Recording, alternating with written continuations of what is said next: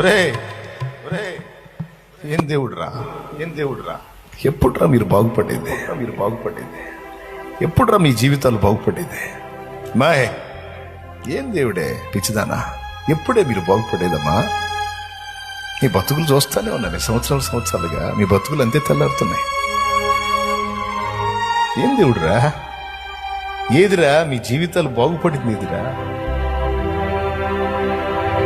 బతుకులేనంటారా? మీ బతికేనా నీదే? కొండ్రా కదిలితే దేవుడు దేవుడు దేవుడు ఏంట్రా?